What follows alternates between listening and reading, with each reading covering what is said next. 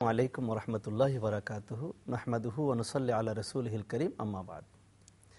সুপ্রিয় দর্শক, আমাদের নিয়মিত আয়োজন প্রাণকারী পাউডার মাহে রমজান উস-সাহরি অনুষ্ঠানে আপনাদের সকলকে আমন্ত্রণ। আজকে একটি নতুন বিষয় নিয়ে কথা বলবো, ইসলাম প্রচারে আউলিয়া ইকরামের ভূমিকা। এই বিষয়ে কথা বলার জন্য আমাদের স্টুডিওতে আমন্ত্রিত হয়েছেন ঢাকা খানকায়ে সৈয়দিয়া তৈবিয়া জামে মসজিদের সুযোগ্য খতিব, বিশিষ্ট ইসলামী চিন্তাবিদ হযরত মাওলানা মুফতি গিয়াসউদ্দিন আত-তাহিরি। আসসালামু আলাইকুম রহমতুল্লাহ। প্রিয় দর্শক, আমরা জানি আমরা বাংলাদেশে যারা অধিবাসী, বিশেষ করে সাবকন্টিনেন্টে আজকে 70 থেকে 75 কোটি মুসলমান, আমরা এটাও জানি যে এখানে কোনো নবীর আগমন হয়নি। ইসলাম কিভাবে আসলো, তা আজকে সেই বিষয়ে আজকে আমাদের আমন্ত্রিত অতিথি আমাদেরকে কিছু বলবেন। বাস্তবিক পক্ষে বলতে গেলে আমাদের প্রিয় নবী হুজুর পাক সাল্লাল্লাহু তাআলা আলাইহি ওয়াসাল্লাম এই দুনিয়া থেকে মহান আল্লাহ পাকের সান্নিধ্যে 1450 বছর পূর্বে শরীয়তান চলে গিয়েছেন।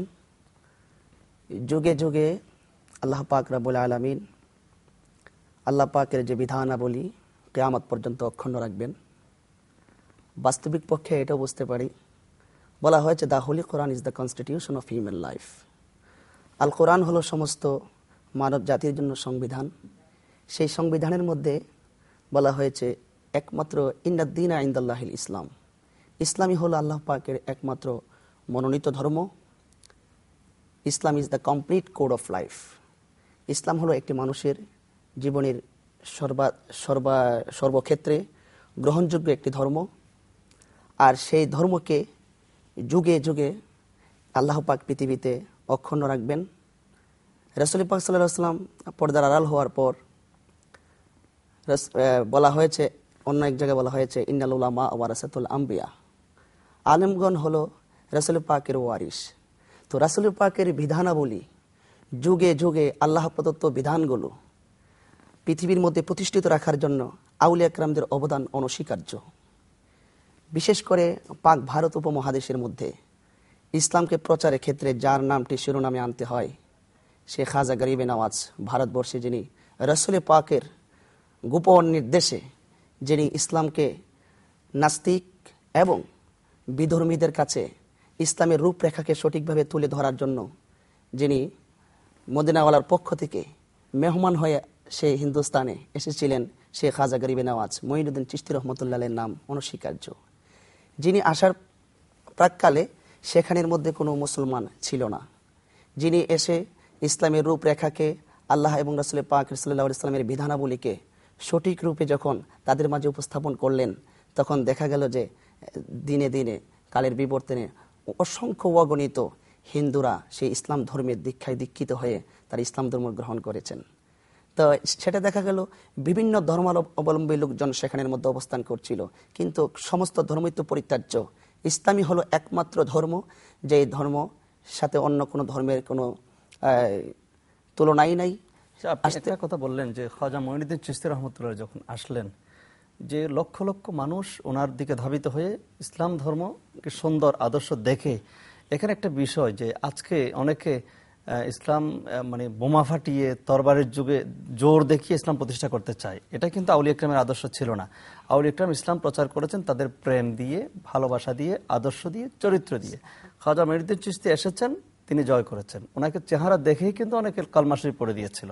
তো আমরা কিন্তু সেখান থেকে ইদানিং সরে যাচ্ছি। ইদানিং কেমন যেন একটা উগ্রতা আমাদের ভিতরে চলে আসছে। আমরা সেই উগ্রতা কিন্তু ইসলাম সমর্থন করে না। ইসলাম সমর্থন করে আউলিয়া ইকরামের আদর্শ, প্রেম, ভালোবাসা।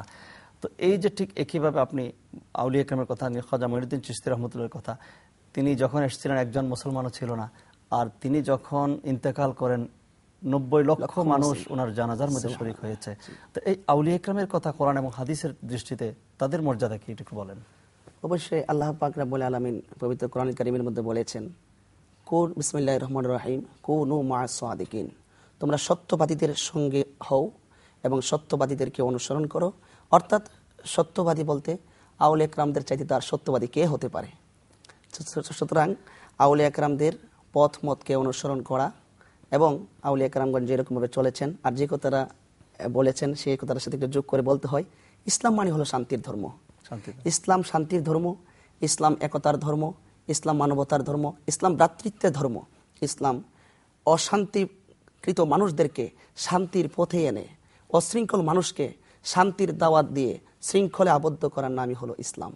ইসলাম জোর করে সবকিছু করা যায় না। ইসলামকে প্রতিষ্ঠা করতে গেলে এখানে হিকমত প্রয়োগ করতে হবে। যেমন আউলিয়া কেরামগঞ্জ যখন খাজা গরিবে নেওয়াজ আসছিলেন, এখানে হাজার হাজার লাখ লাখ কোনো সেনাবাহিনী নিয়ে আসেন নাই, এখানে কোনো অস্ত্রশস্ত্র নিয়ে আসেন নাই। এসেছেন আল্লাহ পাকের বিধানাবলীর ভিত্তিতে উনি কলা কৌশল অবলম্বন করে, অর্থাৎ হিকমত যেটাকে বলা হয়েছে সেই কৌশল অবলম্বন করে অত্যন্ত নম্র ভদ্র ঋচশীল যেরকম পথ অবলম্বন করলে একটি মানুষের কথা বুঝে আসবে, একটি মানুষ ইসলামকে একমাত্র ধর্ম হিসেবে গ্রহণ করবে, সেই পথ তিনি অবলম্বন করেছেন। আর সেই ভালোবাসার দ্বারাই সমস্ত বিশৃঙ্খলকৃত মানুষগুলো শৃঙ্খলে আবদ্ধ হয়েছে। আপনি সুন্দর বলেছেন যে হিকমতের কথা আপনি বলেছেন, এটাই তো কোরআনের নির্দেশ, উদউ ইলা সাবিল রাব্বিকা বিল হিকমতি ওয়াল মাউইজাতিল হাসানা, যে আল্লাহর রাস্তায় মানুষকে নিয়ে আসতে হবে হিকমতের মাধ্যমে, কৌশলের মাধ্যমে এবং সুন্দর সুন্দর কথা বলে।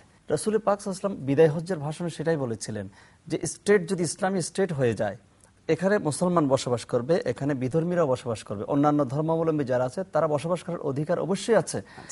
এমনকি নবীজি বলেছেন, আমার স্টেটের মধ্যে আমার কোনো উম্মত, কোনো মুসলমান যদি কোনো বিজাতির উপর আক্রমণ করে অন্যায়ভাবে, কিয়ামতের ময়দানে আমি আমার উম্মতের বিরুদ্ধে আল্লাহর আদালতে মামলা দায়ের করব। আমি রাসূল, আমি আমার উম্মতের বিরুদ্ধে নিজেই মামলা দায়ের করব। তাহলে ইসলাম কতটুকু মানবতার ধর্ম। এখন আমাদের কি দায়িত্ব নয় যে আউলিয়া ইকরামদেরকে স্মরণ করা, তাদের সহবতে যাওয়া? যে আল্লাহ পাক রব্বুল আলামিন পবিত্র কালামুল্লাহ শরীফের মধ্যে ঘোষণা করেছেন, বিসমিল্লাহির রহমানির রহিম, ওয়াবতাগু ইলাইহিল ওয়াসিলা, তোমরা আমাকে পেতে গেলে, আমার বিধানাবলীকে পরিপূর্ণভাবে ভালোভাবে জানতে গেলে তোমরা আমার বন্ধু, তোমরা ওসিলা অন্বেষণ করো। আর সেই ওসিলা অন্বেষণ করার ক্ষেত্রে আমরা যেমন দুনিয়াতে চলতে গেলে যে কোনো একটা চাকরির জন্য বিভিন্ন মাধ্যম অবলম্বন করি, বিভিন্ন মানুষের কাছে যাই, যে কোনো এক জায়গায় পৌঁছতে গেলে আমরা বিভিন্ন মানুষের শরণাপন্ন হই। তো সেই দিক থেকে লক্ষ্য করে স্বয়ং আল্লাহ এবং রসুলকে পাওয়ার জন্য বলা হয়েছে ওসিলা অন্বেষণ করার জন্য। তো আল্লাহকে পাবো, রসুলকে পাবো, কিভাবে পাবো? যদি আউলিয়া কেরামদেরকে আমরা অনুসরণ করি বা ওনাদেরকে ওসিলা করে যদি আল্লাহর কাছে বলি যে আল্লাহ পাক আমাদেরকে তোমার বন্ধুর ওসিলাই তুমি আমাদের দোয়াকে কবুল করো, তুমি আমাদের ফরিয়াদকে কবুল করো, এটা 100% গ্রহণযোগ্য এবং আউলিয়া কেরামদের সহবতে যাওয়া একজন মুমিন বান্দার অবশ্যই কর্তব্য। জি, ধন্যবাদ আপনাকে। যে পবিত্র হাদিস শরীফ মনে পড়ে গেল, বুখারী শরীফের হাদিস। আল্লাহ পাক রব্বুল আলামিন ইরশাদ করছেন হাদিসে কুদসি, আমার কিছু বান্দা আছে তারা এক পর্যায়ে ইবাদত করতে করতে সাধনার মাধ্যমে তারা আমার বন্ধু হয়ে যায়।